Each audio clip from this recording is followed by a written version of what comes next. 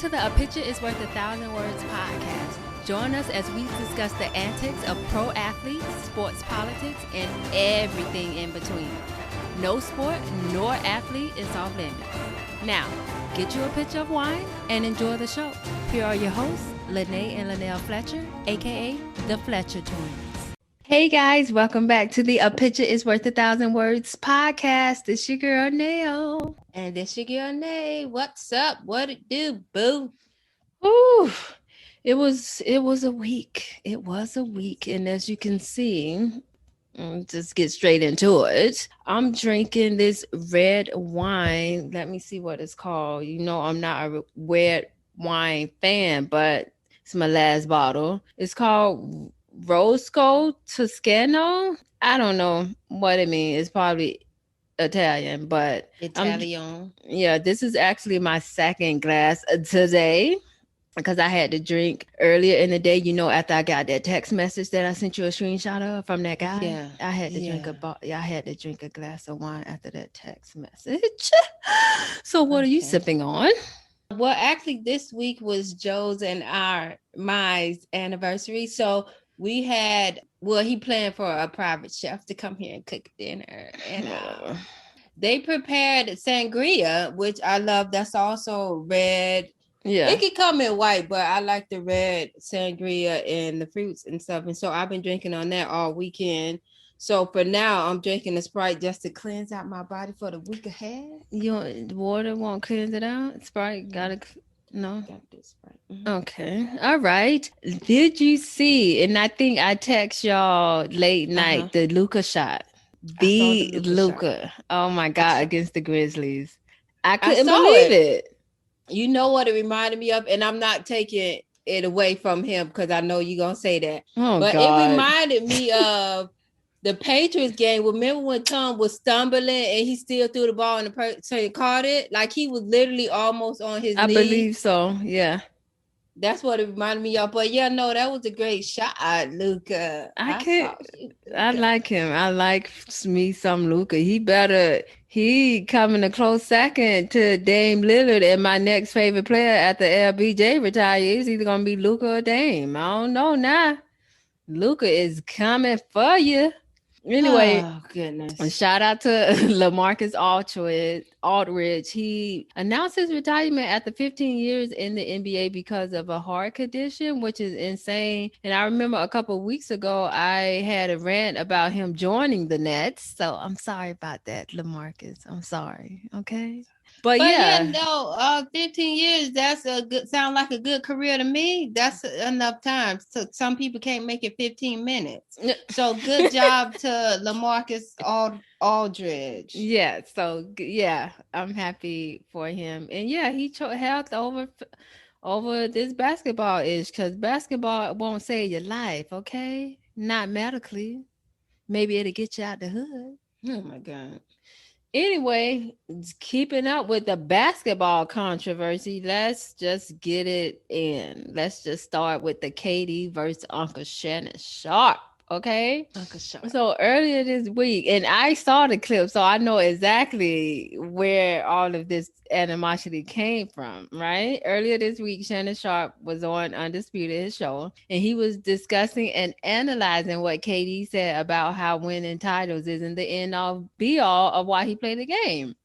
And then Shannon Sharpe was saying it's easy for him to say that now because he got titles, but before he got titles, he wouldn't be able to say that. And he continues by saying KD found out that although he won titles, it didn't give him the validation that he wanted, which was being the best player in the game, i.e. LeBron James still is that or whatever.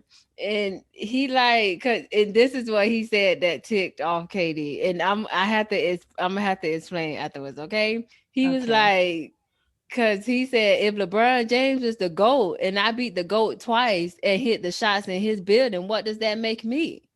So that's and he said it like he said it.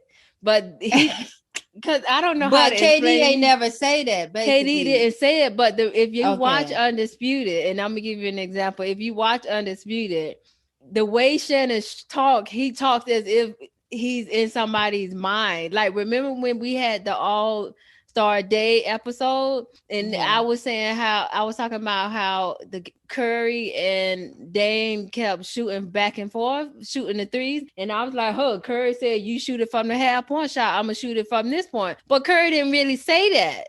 That's how Shannon Sharp be talking. So if you don't know the show and know how he be talking, you would think he was meaning Katie actually said that, but he didn't mean. He was just saying that that's maybe what he was thinking and stuff like that. So that's my disclaimer for that. Okay. So Katie didn't even watch it. A fan sent the clip to Katie. Okay. So Katie got them goon fans. Okay. And so he tweeted the snippet and captioned it, "Y'all drunk uncle out here lying again. When did I say this?" at Shannon Sharp. Like, remember that made me think of Friday when he was like, when that man was like, "That girl outside again." What? That crazy girl out there. He was like, "Y'all drunk uncle is out here lying again." And then he said, "Oh, Shannon refuses to respond to me. Yo, Shannon, why are you using your platform to push fake quotes about me?" And then Shannon Sharp finally replies, "Katie, if you want to talk to me, I'm not hard to find, but I'm not going to go back and forth with you on social media. Whatever our differences are, they can be handled outside of the eye of social media." And then 2 brown thumbs up. They was brown. Yeah. And then KD replied, "We could talk in front of everybody. It ain't that serious, Shannon. You go on TV in front of everybody pushing fake-ish about me. Now you want to talk in private? Why you lying on TV, Shannon?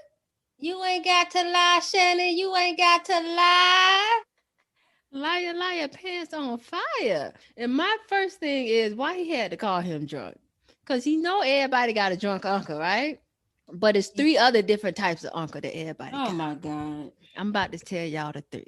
Okay. Yeah. You got the fun uncle. That's like Uncle Caesar, our uncle. Everybody want to be around. You got the crazy. You got the crazy uncle. That's like Uncle Tommy who be dancing in the street. Uncle Tommy. I got a video of him dancing. Correct. And then you got the uncle that's younger than you. That's called the hood uncle. Somebody that had a baby too late, but he technically your uncle. That's called the hood uncle. Okay. Yeah. Like, why Shannon couldn't be the fun uncle? He got to be the drunk uncle. Okay. But I think because I told Joe this, and I think Joe said that because I think Shannon promotes alcohol, some type of alcoholic drink, and also some type of smoking thing. So I think that's why he said that. Go ahead. Because I didn't know that. Shannon Sharp has since blocked Katie on Twitter. And so Katie posted a screenshot of it saying he was blocked, and he captioned it, "But I'm sensitive." And I'm like, geez Louise. But Katie is sensitive. And that fan knew Katie would react to it. That's why he said, like, stop, leave Katie alone. Let him sit in his little cocoon and play for the Nets. Because y'all know he gonna go off. Leave that man alone. Yeah, I'm 100% convinced that he has no PR. Like, he has nobody that is in control or manages his social media. So whenever something's on his mind, he just gonna write it. Like, nobody's there to say, "No, man, don't do that. That's not a good look." Yeah, KD is he a real OG. He a G. He a real OG. But yeah, he too sensitive. That uncle or that person you gotta walk on edge. You feel like you gotta walk on eggshells around because anything you say, they gonna pop off for no reason because they gonna take it the wrong way. Yeah, you could be talking to somebody else and they hear you and get mad at you. I'm talking to her. Katie, Shannon was playing. That's all he do. He walk up and down these streets every day playing. Oh my God. And it's so funny because that's probably actually how Katie feels. Like, I did beat the goal twice and got MVPs or whatever, but people still don't validate me. That's probably actually how he feels. And the fact that Shannon was bold enough to say it, that probably also made him mad. Because sometimes they have athletes on there. I want KD to go on Undisputed. Like, that would be the gift that keeps on giving. I need him to go. But so my question to you is, should Shannon reach out to KD, or is Shannon just like, I don't care. Like, I'm Shannon Sharpe. I'm Hall of Famer Shannon Sharpe. You KD. You, who is you? Who you? I don't I don't know if Katie would go on the show, but it would have some good ratings because I have my popcorn ready. I will have my timer ready so I don't miss none. I set it to record. I would be ready. No, I don't think Shannon's gonna do it. If he do, I don't think Katie would accept. But Katie, if you hear this, can you accept, please, for my entertainment? Yes. And also, I put this reminds me, cause Shannon don't care. This reminds me of the quote that I put on my page the other day, and then Herbert put it in the group where it say, "My nonchalantness be really getting on people's nerves. How you mad that I ain't mad?" So that I think that's how Shannon is. Shannon really don't care. He ain't mad. Like, he gonna continue to say what he gotta say, and it is what it is. Yeah, but Katie, he also got to understand. Well, I guess he was mad because it made it seem like Katie said that and he really didn't. So he kind of wanted to clear the air. But Katie also do be getting too sensitive when people talk about him. But Katie, you in the spotlight. You're an NBA superstar. You're in the spotlight. People are going to talk about anything that you do. You could just go to the grocery store and buy a bag of apples and somebody going to say something. They're going to talk about the shoes you got on or them holy boxes you in. They're going to be saying some. Not the holy hangs. But no, Katie, if you don't want people to talk about you, because the thing, he don't get mad when somebody say something good. He don't get mad when he deem it to be bad. Correct. But the thing is, don't be a superstar. Be a bad basketball player, and we will promise you we won't talk about you, Katie. Don't be so good, okay? Okay. Yeah, no, be like that light-skinned boy on the bench for the Lakers. The one we talked about last week. I don't know. Oh, that's because he's yeah. All right, so it may have looked like Shannon was lying and saying he quoted him, but you have to understand how the way Shannon talks. He wasn't saying that he actually said that. But anyway, let's get to our next quote-unquote liar pants on fire. So Aaron Donald, he was in a fight. When I heard about this, I was like, Aaron was in a fight? Like, not Aaron, not the Aaron Donald, because Aaron is a big deal. Okay. He was 3 times NFL Defensive Player of the Year, 2017, 2018, and 2020. And he also was NFL Defensive Rookie Player of the Year in 2014. So I was like, this is out of character for Aaron Donald. Just like I was saying that about the Texas quarterback. Like, this ain't him. Y'all sure this the right guy? Y'all got the wrong guy, officer. It wasn't me. So he was the one-armed man. Oh my God, not fugitive. But it was the one-armed man. In the end, it was the one-armed man, people. Okay. But yeah, so Aaron was accused of assault, right? And then pictures of the victim came out and his eye literally was closed shut. Like, he had to get stitches, and his injuries included a concussion, a broken nose and eye socket, and a cut near his right eye that required stitches. So supposedly, when the story first came out, it was a shocker to us all. First came out, it said the incident began when the victim, Spriggs is his name, accidentally bumped into Aaron. Then both men were asked to leave a club. Then allegedly that's when Aaron and his friends attacked Spriggs, and one of Spriggs' friends had to begin to cover him to get from getting further injury or whatever. And Spriggs' lawyer said Mr. Spriggs is a relatively big man. Had he been a smaller man, he could have been killed. And I said, you need to stop, okay? Because in recent history, I don't know of anybody getting killed from getting jumped, okay? They might have a few broken ribs, a broken hip. Stop being so dramatic, okay? And then, so days going by, and they said, of course, they're investigating their people. And I'm like, well, if it was in a club, wouldn't it be video? If it was in a club, like, what's going on? And then so a couple days went by, and I got this update on my phone that said Aaron Donald's lawyer says he did not assault that man. And there's video to prove it. And I'm like, well, let me see the video. I saw the video, okay? And he said the attack wasn't even in the club. It was in the apartment upstairs from the club. But when I saw the video, it looked like they were outside. But I don't know. It's weird. They act like they don't. His lawyer was acting like it seemed like Aaron Donald, because I saw the video of Aaron Donald's lawyer talking to a reporter or something, and it seemed like his lawyer was fuzzy on the details. And I'm like, because it definitely didn't look like it was in the apartment above the club or whatever. His lawyer said he goes into the pile where the melee is taking place and he starts tearing people off. He's protecting Mr. Spriggs, and he actually saved Mr. Spriggs from having further injury. And he also said Mr. Spriggs should give Aaron to say thank you to Aaron and give him a thank you card. And I was like, oh my God, this man is going too far. And then, wait, so what were your thoughts when you first saw the pictures and you first heard about this? What did you think? Like, I was just reading it, and it seemed like the attorney for Spriggs, is it DeVinson Spriggs? That's his first name. Wonder where he got that from. Oh anyway, the attorney for Devontae Spriggs apologized to Aaron over the assault claim. So he issued a statement on behalf of his client that said, in quote, "I wanted to make this statement public and to extend an apology to Aaron for what he's gone through, but I clearly know this was not him," end quote. So, and this came out yesterday. So it seemed like they finally came to the realization that it wasn't A.A. Ron and that it was somebody else. My thing is, how you getting beat up so bad you don't know who punching you, sir? Like, did you go in the club with your eyes shut? Because it seemed like your eyes were already shut before you got beat up.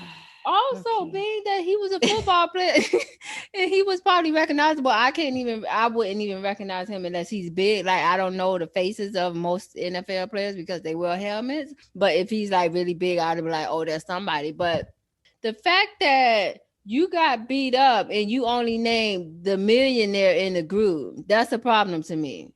Like, you trying to get money and you don't even know if this man hit you. Like, at least have your lawyers investigated before you bring out a public statement. Now, some people probably think this man is a troublemaker. Don't be trying to make his reputation bad just because he's a millionaire in the group and you want money from him. What about the 10 other people that will hear you? You can't name the 10 other people? Oh, my God. You can only name the millionaire in the group. Yeah, and the A.A. Ron I'm looking at his pictures and he looks he looks like a nice guy. Like he wouldn't do that. He wouldn't do that. He do it. And I seen the video and he went to the pile and he took off 2 people, but then somebody restrained him, I guess, from trying to make him not either not get hurt or not be involved in it. Because you got the homeboys that'll take the rap from you. Because that's why I was thinking, I was like, if this is true, I hope he got some homeboys that'll take the rap that he can just pay under the table or pay their rent for a couple months.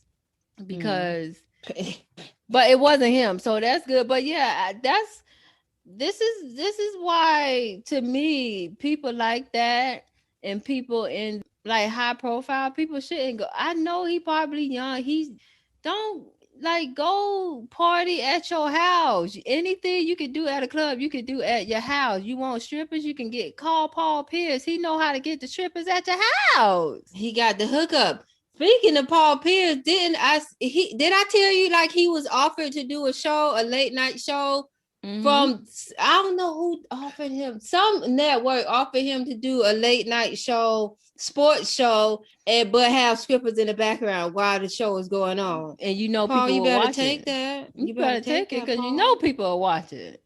You ain't got no job. You better take it. Get fired on your day off. He wasn't even working. How you get fired on your day off? Because you're trying to be popular and get more followers. We seen that before, Paul. We know what it looks like. Some light, some dark. That's all you got to know. Okay? Anyway, but yeah, so that man now, Spriggs, I'm going to deem him a liar, pants on fire. Oh, my God. Okay? Because I think he knew either it was probably people in his crew, but the fact that he only named Aaron, I don't like that. Like, some people are not happy for your success and they try to bring you down. Okay, Don't name only me in the group when I come in here with 10 people. Just because they look broken, I look like I got money, Oh don't my do it, God. okay? Because I got something to lose. They don't. Anywho, Okay. time for our flashback moment. And it has it has to do with the fight at a club. In 2013, Trent Williams, he was the offensive lineman back for the Washington Redskins when they were called the Redskins. They now called the Washington football team, which is a horrible name. It is. He was 24 years old and he missed the Pro Bowl because he got hurt in a fight at a club in Hawaii. Back in the day, yeah, the Pro Bowl used to be in Hawaii, and now it's just wherever. Yeah, it's not good. But anyway, he had to get stitches after being hit in the head with a champagne bottle. Okay. He was actually the victim of an attack. So that goes back to what I was saying. Just stay home. I don't care where you is. You can find girls to come to your house. You can buy liquor. You can get food. House parties are the best parties, actually. They are, because they be really crowded. And you know, I like crowded places in the club. I like to go walk by like this, say, excuse me, don't touch me, I'm walking by. That's how I enjoy myself. I need to be surrounded. Like, remember when we went to that all-white party in Tallahassee, and then after that we went to Baja Beach Club, and how, what's the guy with the dress who had sold the shoes? Sonny?